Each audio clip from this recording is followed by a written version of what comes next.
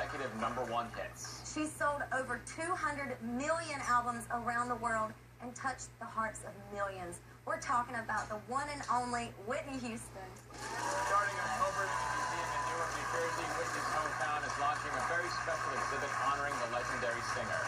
Pat Houston is Whitney's sister-in-law and the executor of her estate. She's joining us from Atlanta. Hi, Pat.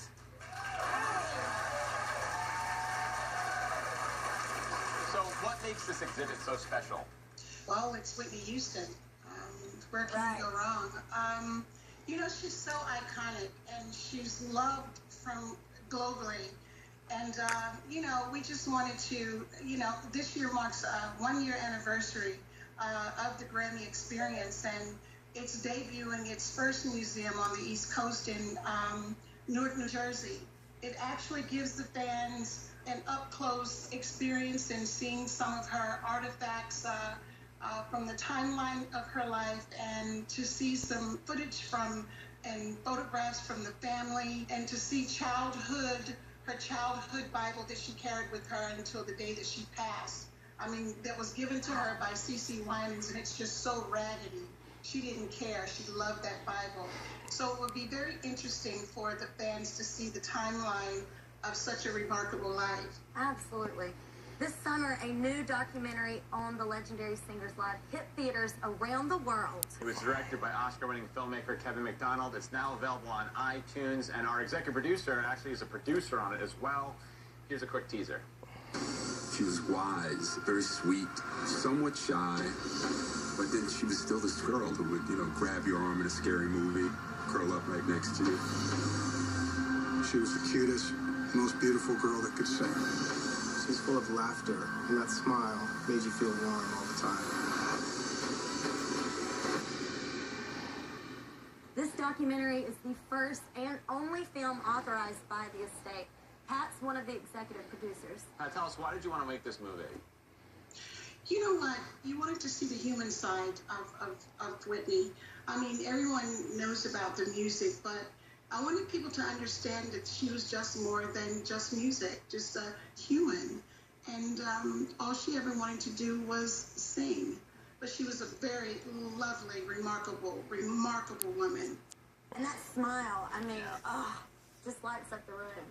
Absolutely. Oh, it was infectious. I mean, she loved laughter. She really loved laughter, and we miss that about her, very much so. The documentary is full of raw and thoughtful interviews from people who knew Whitney best, including 2-time Oscar winner Kevin Costner. Here's Kevin talking about the impact of Whitney's role in the blockbuster film The Bodyguard. The idea that she was my leading woman seemed to be a very big deal in the black community. I never saw that. I simply saw she was the cutest, most beautiful girl that could sing. You okay? Yeah, but And she happened to be black. I'll think of you.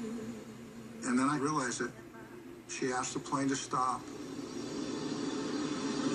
Wait! She ran down the steps that every white woman has run down to kiss Cary Grant or whatever. And the camera went around, the way it went around white people kissing throughout the history of Hollywood. And we forgot about what color anybody was. That did change everything. The soundtrack from The Bodyguard became the best-selling movie soundtrack of all time, with over 45 million sold worldwide. Incredible. That voice was the best. Tell us, what is your favorite memory of Whitney? You know, there were many memories. In 2011, we decided to have Christmas in New York City, and she was able to spend Christmas with both of her brothers and their families, and that was our last Christmas together. So that was most memorable for me, because we all got to do that, and she got to share Christmas with her family, which was beautiful. Absolutely. Miss Pat, what do you want people to remember most about Miss Whitney? You know what? That she's matchless in her craft. You know, you hear stories and you see young people all over the world that want to be like Whitney. And I always tell everyone she's taken. Just be who you are. So she left an incredible imprint on the lives of a lot of people.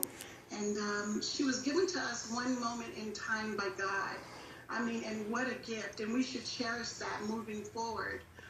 That iconic, beautiful young girl that used to sing downstairs in the basement with the broom. So they should just remember the music. Absolutely. And that beautiful spirit of hers. So beautiful. Thank you so much, Black Houston. Thank you. You're quite welcome. Thank you for having me. Whitney is available now on iTunes. And to find out more about the Whitney Houston Grammy Museum exhibit and to buy tickets, go to GrammyMuseumEXP.org. Right, next up, we're back in the kitchen.